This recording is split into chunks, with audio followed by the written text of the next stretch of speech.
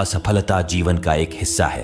अगर आप कभी असफल नहीं होंगे तो आप कभी सीखेंगे नहीं, और जब आप सीखेंगे नहीं, परिणाम स्वरूप आप में बदलाव नहीं आएगा और ना ही आप कई चीजें सीख पाएंगे। इसलिए जीवन में असफलताएं बहुत महत्वपूर्ण हैं। वक्त से लड़कर जो नसीब बदल दे इंसान, वही जो तकदीर बदल दे। कल का क्या होगा कभी मत सोचो, क्या पता कल खुद अपनी तस्वीर बदल दे। खुशी आजादी पर निर्भर कीजिए, क्योंकि 80% लोगों को उससे कोई फर्क नहीं पड़ता। बाकी के 20% लोग खुश होंगे कि आपके जीवन में ये समस्याएं हैं। श्री कृष्ण कहते हैं कि दिखावा करते हैं कुछ लोग अपनेपन का, वक्त आने पर सब समझ जाता है। अपनी समस्याएं हर किसी के साथ मत बांटिए। कोई मीठा बोल रहा है या सहानुभूति दिखा रहा है तो इसका अर्थ यह नहीं कि वो आपका शुभ चिंतक है। कर्मों का लिखा हर हाल में भुगतना पड़ता है। अच्छा इंसान मतलबी नहीं होता, बस वो दूर हो जाता है उन लोगों से जिन्हें उसकी कदर नहीं होती। जो इंसान रोते रोते गुस्से में सब कुछ बोल देता है वह सच्चा होता है, क्योंकि गुस्सा और रोना इंसान को सच बोलने के लिए मजबूर कर देते हैं। किसी से ज्यादा उम्मीद मत करना, क्योंकि जितना ज्यादा लगाव होता है उतना गहरा घाव होता है। शीशा और रिश्ता दोनों नाजुक होते हैं, पर दोनों में अंतर सिर्फ यही है कि शीशा गलती से टूट जाता है और रिश्ता गलतफहमी से। दुख बेचे नहीं जा सकते और सुख खरीदे नहीं जा सकते। कभी कभी वो इंसान आपको रुलाकर रख देता है जिसकी खुशी के लिए आप कुछ भी कर सकते। चेहरे के रंग देखकर दोस्त ना बनाना, तन का काला चलेगा लेकिन मन का काला नहीं। जिंदगी का सारा खेल तो वक्त रखता है, इंसान तो सिर्फ अपना किरदार निभाता है। इससे कोई फर्क नहीं पड़ता कि आप कितने लोगों पर विश्वास करते हैं या नहीं करते हैं। आपको अपने आप से सबसे ज्यादा विश्वास होना चाहिए। लोगों की बातों में आकर किसी इंसान की गलत वक्त रहते ही खुद को बदल लेने में ही भलाई है, क्योंकि अगर वक्त ने बदला तो बहुत तकलीफ होगी। कुछ लोग मतलब के लिए हर रिश्ता जोड़ते हैं, अपना काम बनाकर सच्चे लोगों का दिल तोड़ते हैं। वो समझते हैं उनसे ज्यादा चालाक कोई नहीं, पर हकीकत में वह खुद अपनी किस्मत फोड़ते हैं। अगर उन्हें जाना है तो जाने दो, क्यों पकड़ कर रखना है। रिश्तों में प्यार अच्छा लगता है, भीख मांगना नहीं। पत्नी को ओढ़ने के लिए पंखों की नहीं, बल्कि अपने पति के साथ और अपनेपन की जरूरत होती है। एक समय की बात है, एक निर्धन व्यक्ति राजा के महल में माली का काम करता था। उसने राजमहल के बाग में कई प्रकार के फलों के पेड़ लगाए थे। जो फल पक जाते हैं वो तोड़कर राजा के सामने प्रस्तुत कर देता। कई बार खुश होकर राजा उसे इनाम भी देते। एक बार बाग में आम, अंगूर और नारियल के फल हुए।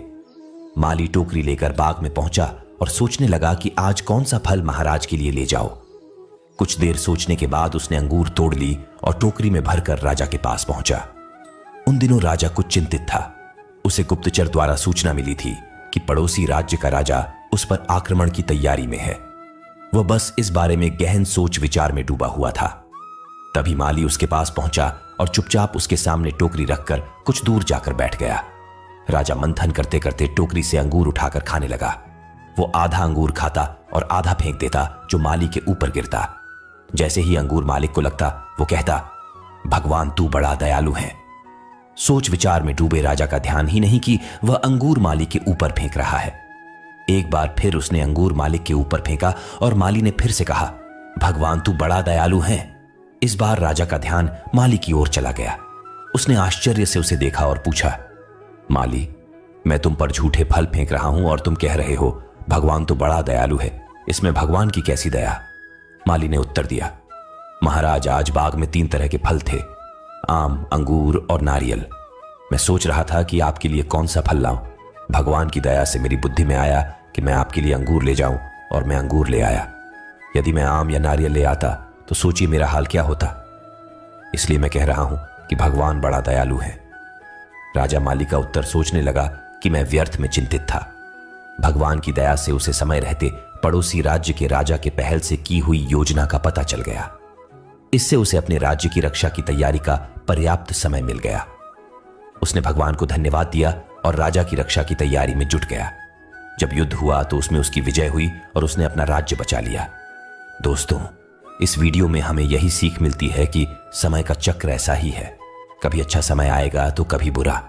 अच्छा समय में भगवान को धन्यवाद देना भूल जाते हैं और बुरे समय में शिकायत करने लग जाते हैं, जबकि आवश्यकता है कि अच्छे समय के लिए हम भगवान को धन्यवाद करें और बुरे समय के लिए आभार व्यक्त करें कि हमें हर परिस्थिति का सामना करने के लिए ही वह हमारे सामने ये परिस्थितियां उत्पन्न की है। छोटी छोटी परेशानियों का सामना करके ही हम बड़ी मुसीबतों का सामना करने योग्य बन जाते हैं। इसलिए जीवन में आने वाली छोटी छोटी समस्याओं से घबराएं नहीं। सकारात्मक रहकर समस्या के निवारण के बारे में चिंतन करें, योजना बनाएं और निवारण में जुड़ जाएं। बुरी परिस्थितियां आपकी दृढ़ता की परीक्षा है। श्री कृष्ण कहते हैं कि एक इंसान को खोकर आगे तो बढ़ा जा सकता है, मगर उसके खालीपन को हजारों लोगों से भी नहीं भरा जा सकता। जो सब्र के साथ इंतजार करना जानते हैं, उनके पास हर चीज किसी न किसी बहाने से पहुंच ही जाते हैं। जब तक विपरीत परिस्थितियों से लड़ोगे नहीं, तब तक वह तुम्हारे ऊपर हावी होते रहेंगे। सिर्फ वक्त के भरोसे मत बैठे रहना। किस्मत वालों के हाथ खाली रह सकते हैं, लेकिन मेहनत करने वालों के कभी नहीं। दोस्तों, भगवान श्री कृष्ण की यह बातें अगर आपको पसंद आई तो कमेंट में जय श्री राधे कृष्ण जरूर लिखें और ऐसे ही प्रेरणादायक वीडियो देखने के लिए चैनल को सब्सक्राइब कर ले। धन्यवाद। जय श्री राधे कृष्ण।